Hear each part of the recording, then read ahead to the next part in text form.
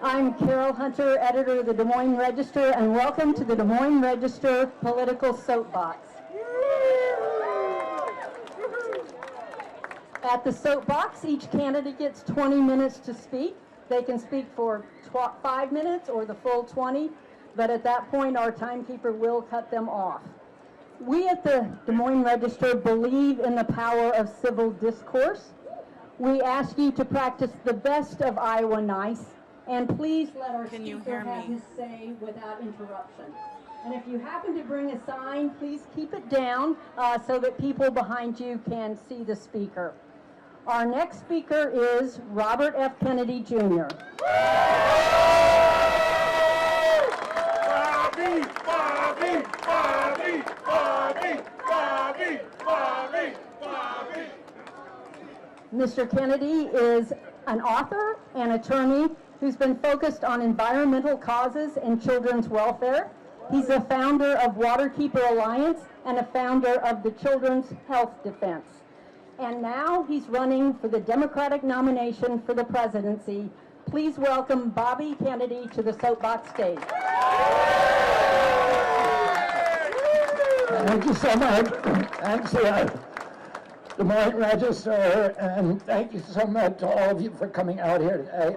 When I did my announcement speech in Boston a couple of months ago, I talked about how my purpose in running was to challenge the corrupt merger of state and corporate power, which was strip mining the American people and destroying the American middle class, strip mining them of their equity, their wealth, and ultimately their democracy.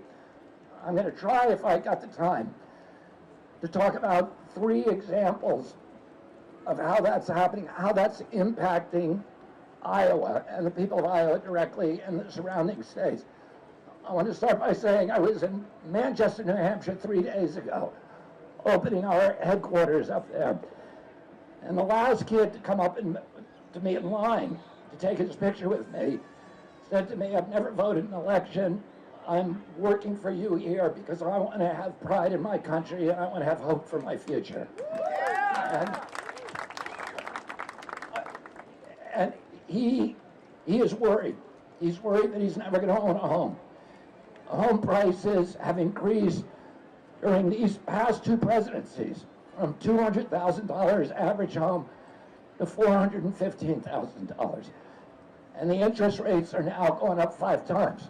So he's paying 10 times what kids were paying 5 or 6 years ago for the same home.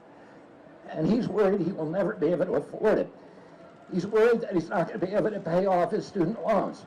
He's paying 7 times what I paid in real dollar for my education. And he's worried that he's going to carry that burden into his late adulthood. And today, 57% of the people in this country are not making enough money to pay for basic human needs. That's food, shelter, and transportation.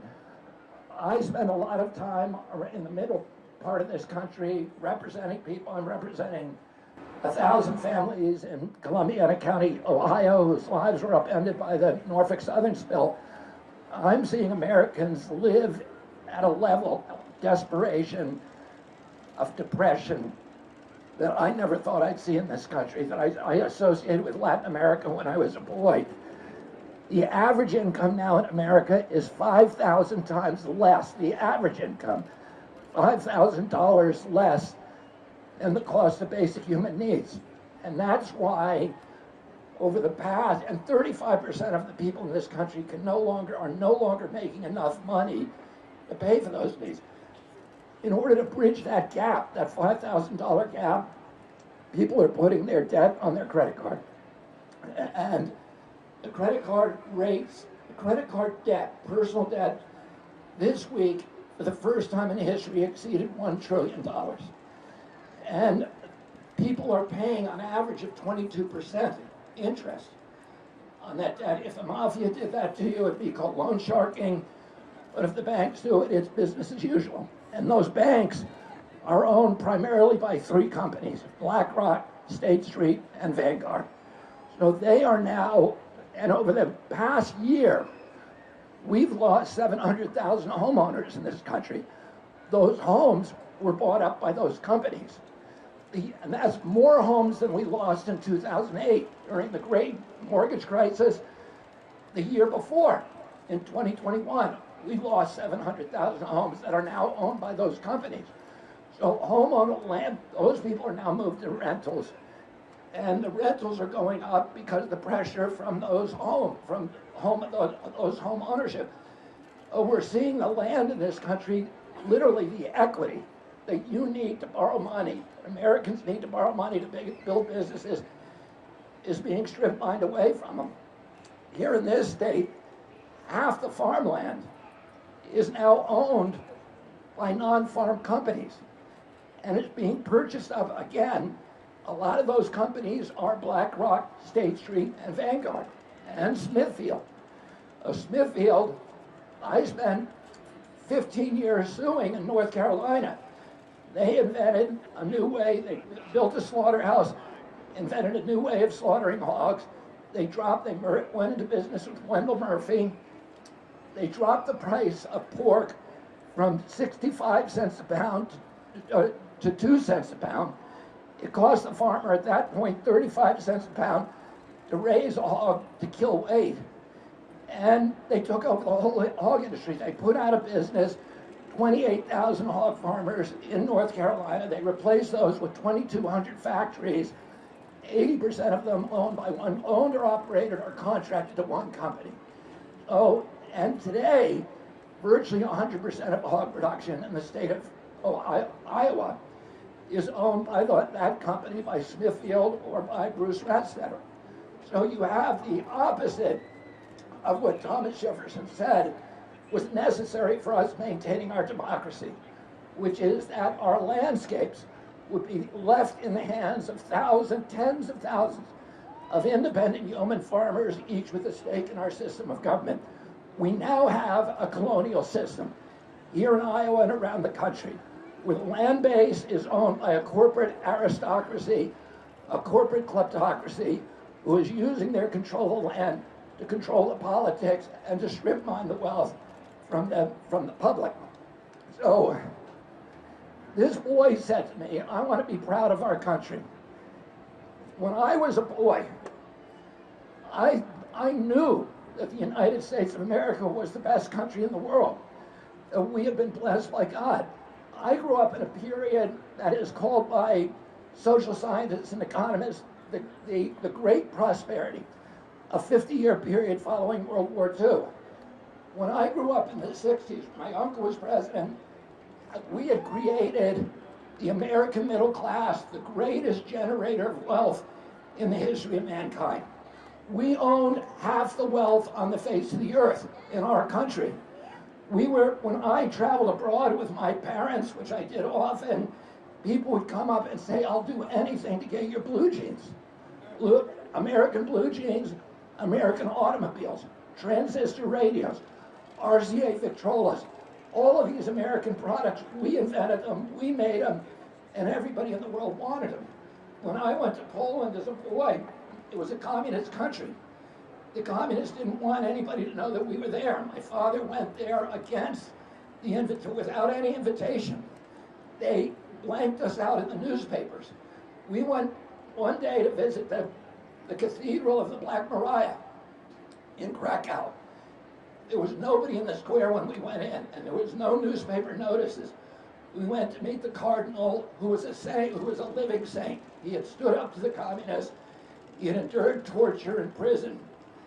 And we spent 4 hours with him. And when we walked out, there was 1 million people waiting for us in that square. They surrounded our car. My father stood on top with 3 of my 10, I think, that time siblings, and myself. And I was a 12-year-old kid, and I signed autographs for an hour. And I saw the people with tears coming down their face, the electric response of the crowd, because people all over the world love the United States of America. And one of the reasons they loved us so much was because we had avoided going to war.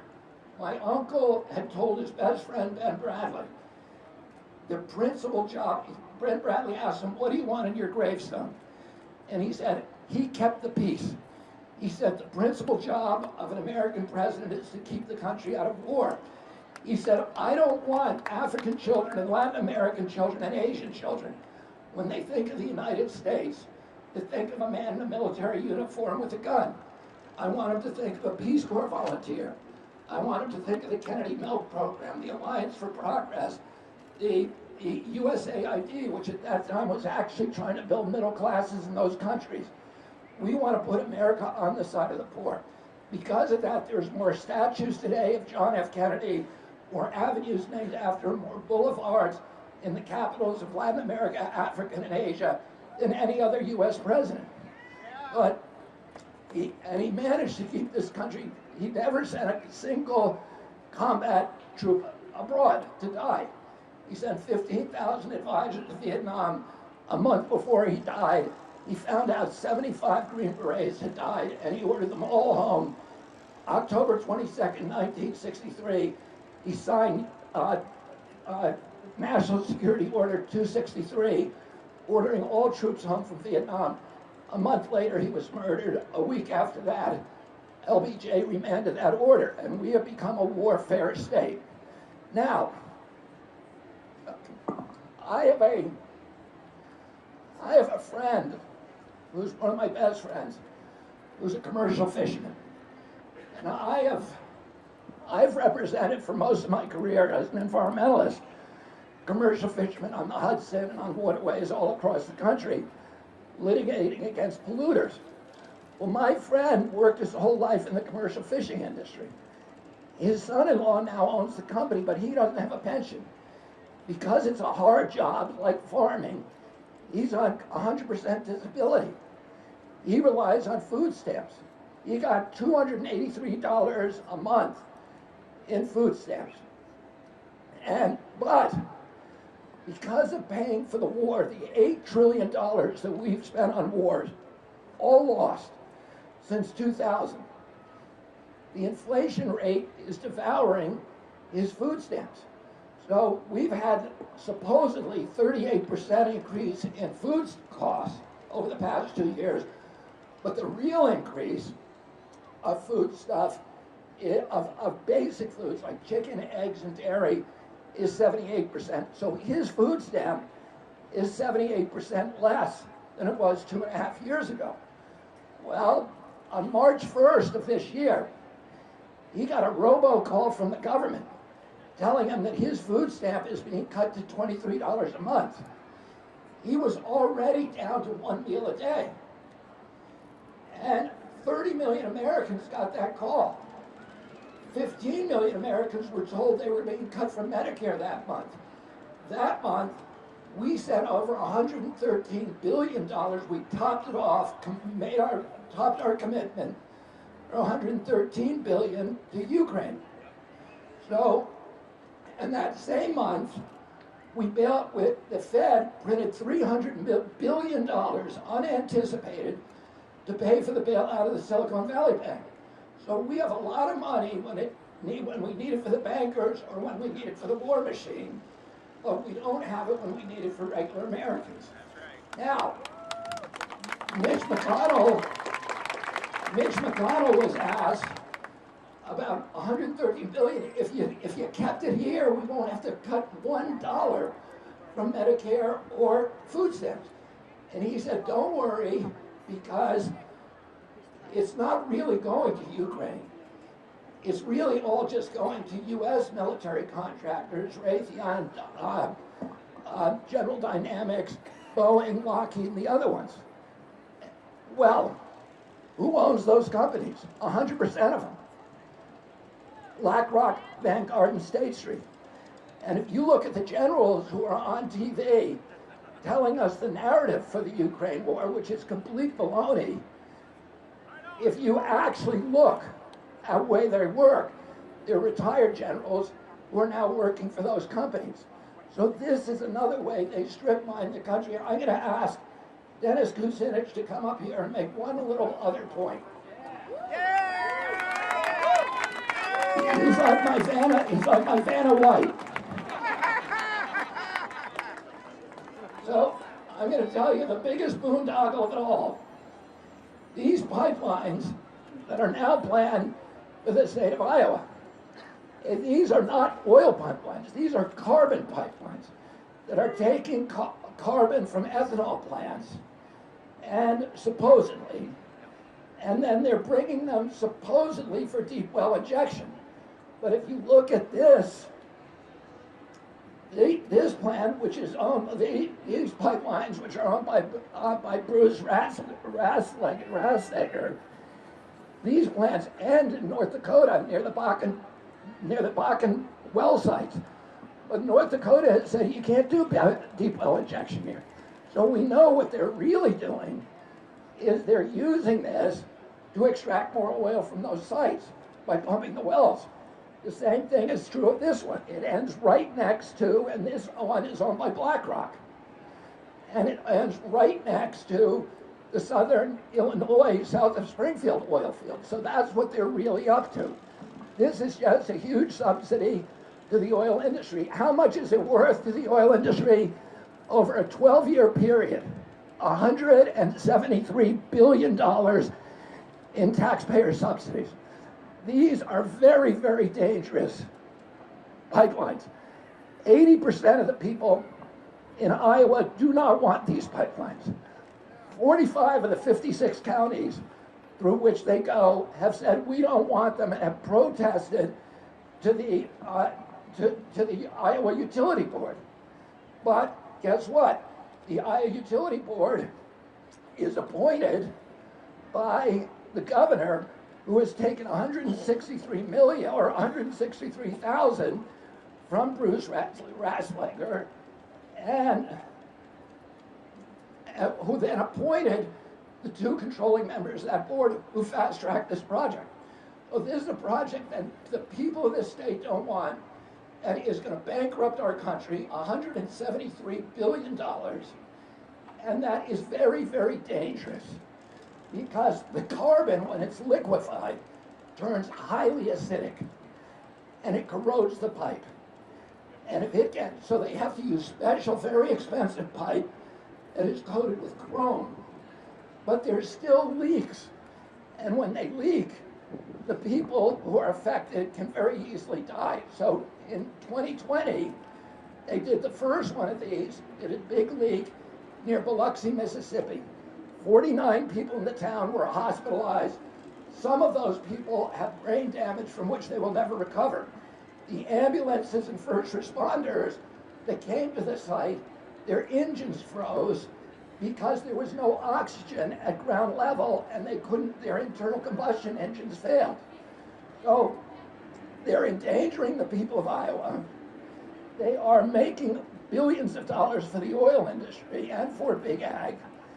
And they're doing this by changing the law to allow themselves the power of eminent domain. Because these farmers do not want the line going through their fields. So they have taken the power of eminent domain. The Fifth Amendment of the Constitution says that the government cannot take your land without due process and just compensation. And they can only take it for a public purpose. Yes. But this is not a public purpose. This is a private, profit-making purpose. And the only way they're getting away with this is by using a campaign finance system that is just a system of legalized bribery. Yes. This is supposed to help with climate change by isolating carbon. Two things about that. All of the Republicans in this state who are supporting this and who have taken money from Mr. Bruce don't believe in climate change. So why are they supporting this pipeline? Number two, the pipeline doesn't work. It doesn't. We know that because ADM, which has another one, a third of these pipelines, there's 3,000 miles of them altogether. ADM, which is building the Wolf pipeline over here, has another one that it built in 2017 in Illinois, and it's only succeeded in capturing 3% of the carbon from that company. So we know it doesn't work.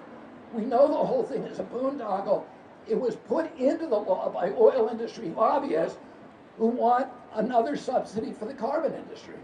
We now give this country, we pay $5.2 trillion a year in subsidies to the carbon industry. Well, this is just more of the same. And this is a classic boondoggle by which these big shots, BlackRock, Vanguard, Smithfield, and which is also partners on one of these projects, are getting control of their land. They're turning us into a colonial model. And they are strip mining the wealth and the equity from the American public. When I get in the White House, I will put an end to this, and this pipeline will never be built. Thank you very much.